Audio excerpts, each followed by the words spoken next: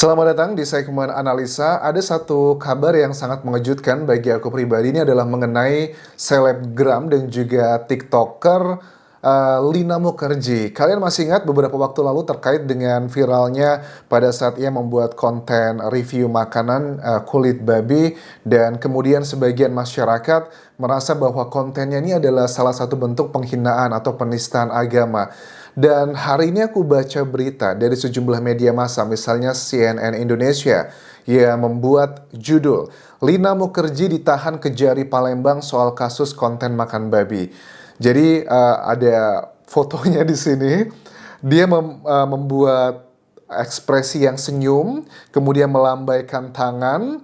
Jadi ini adalah pada saat foto diambil proses pelimpahan berkas perkara tahap kedua di Kejari Palembang, Sumatera Selatan, hari Senin tanggal 10 Juli 2023. Ini berbeda. Jujur aku pikir bahwa kasus ini sudah selesai dan tidak dilanjutkan ke tahapan persidangan. Artinya kan kalau dari kepolisian sudah menentukan satu orang tersangka, which is adalah Lina Mukherjee, kemudian berkasnya kalau sudah lengkap tersangka diserahkan ke kejaksaan. Kalau kejaksaan menilai sudah lengkap dan kuat alat bukti dari kepolisian, akan diajukan berkasnya adalah ke persidangan. Berarti tahapan sesaat lagi kita akan melihat adalah persidangan. Tapi yang herannya Lina di sini, dia sepertinya sudah pengalaman ya, karena kan dia juga pernah waktu diperiksa di Palembang, itu juga dia sempat dibully sama netizen karena waktu itu dia pada saat diperiksa kelihatan lemes wajahnya, alasannya sakit, kemudian dilakukan penahanan kota aja. Tetapi sekarang Lina itu sudah dilakukan penahanan. Ini kalau penahanan di Kejaksaan Kejari gini paling lama sih itu ya maksimal 20 hari ya, kalau bisa ini kayak kasusnya Sambo dulu loh. Kasus Sambo kan juga sama ya, ada extend lagi selama proses persidangan. Artinya ini sebentar lagi akan segera masuk dalam tahapan persidangan. Aku baca beritanya ya, tersangka kasus dugaan penistaan agama terkait pembuatan konten makan babi, Lina Mukherjee sudah ditahan di Kejaksaan Negeri Palembang. Jadi penahanan dilakukan setelah Jaksa Kejari Palembang menerima pelimpahan tahap 2. Wah, ini sudah lengkap dong. Jadi tersangka Lina ditahan di Lapas Wanita kelas 2 Palembang per hari ini 10 Juli sampai 29 Juli. Jadi kalau sudah lebih dari 20 hari, ini 19 hari lah ya, kurang lebih 20 hari, kalau memang bisa dilepaskan, akan dilepaskan teman-teman.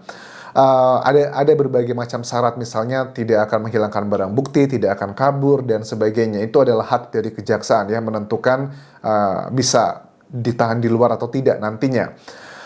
Juga dikatakan di sini bahwa ada beberapa unsur yang menguatkan bahwa Lina ini sudah ada dua alat bukti yang kuat bahwa dia melakukan pelanggaran terhadap pasal 28 ayat 2, Jungto pasal 45 ayat 2 tentang Undang-Undang Informasi dan Transaksi Elektronik ITE. Jujur aku sangat sedih sih, aku pikir kasus ini sudah selesai begitu aja, tetapi kok bisa ya dia bisa naik ya? Apakah sebagian masyarakat berpikir, wah, jangan-jangan anjas, ini kan karena Lina kan sering viral ya beberapa waktu lalu, kayaknya mungkin sengaja nih agar menutupi kasus-kasus besar, padahal kayak Pondok Pesantren Al Zaitun gitu, itu udah jelas-jelas tuh banyak yang bilang ini penistaan agama, tapi kok dari pemimpinnya pondok pesantrennya masih bebas aja begitu. Jadi ada banyak spekulasi yang beredar di luar sana mengenai Lina. Kenapa kok dia akhirnya sampai ke penjara juga? Terus memang alat buktinya apa sih? Kalau aku lihat di sini kan alat bukti ada 5 ya teman-teman dalam dunia hukum ya.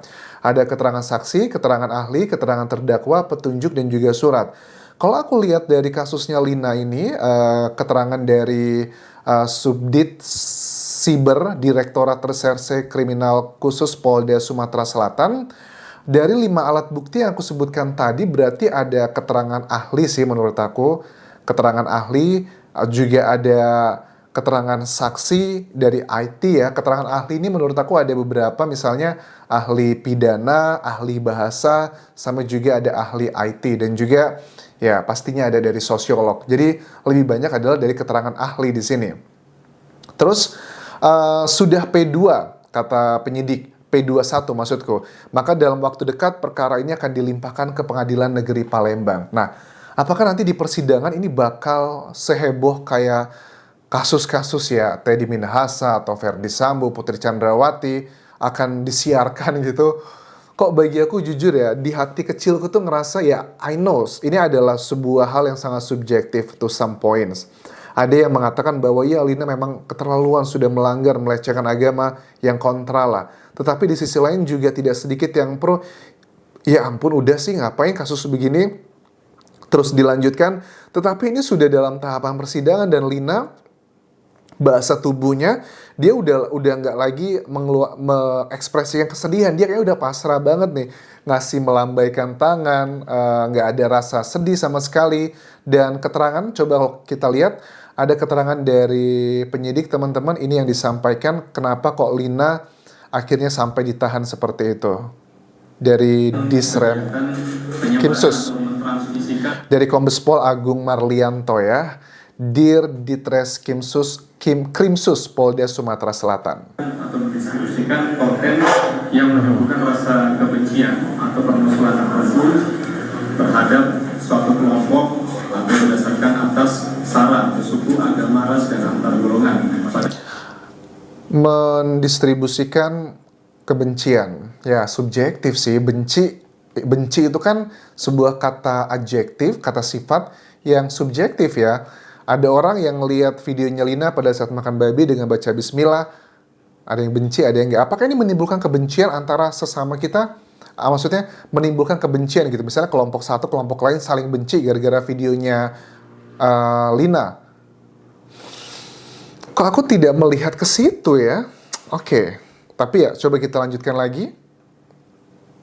Pada saat ini kami laporkan bahwa untuk penanganan kasus tetap berjalan sebagaimana. Oke. Kecuali ya menurut aku pada saat Lina gitu ya ngejelek-jelekin misalnya kayak suku tertentu, wah katanya orang suku A ini, suku B ini seperti ini loh kebiasaannya, jadi saling menyerang satu sama lain. Nah hal seperti itulah yang bisa saling menimbulkan kebencian satu sama lain. Tapi kalau kasusnya Lina ini sampai ke pengadilan, ya, kita negara hukum kan ya. Walaupun aku tinggal di Thailand, tapi aku sadar sekali bahwa Indonesia itu adalah negara yang sangat sensitif pada saat berhubungan dengan agama mayoritas, yakni adalah agama Islam.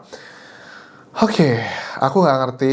Di sisi lain aku ngerasa bahwa aku pikir yang kayak kegaduhan waktu Lina awal-awal membuat kasus itu kayak udah selesai, tapi ternyata nggak seperti itu, terus berlanjut dan sampai ke persidangan. Artinya kalau sudah sampai kejaksaan ini menilai bahwa dua alat bukti yang disampaikan atau dilampirkan oleh penyidik itu sudah cukup kuat.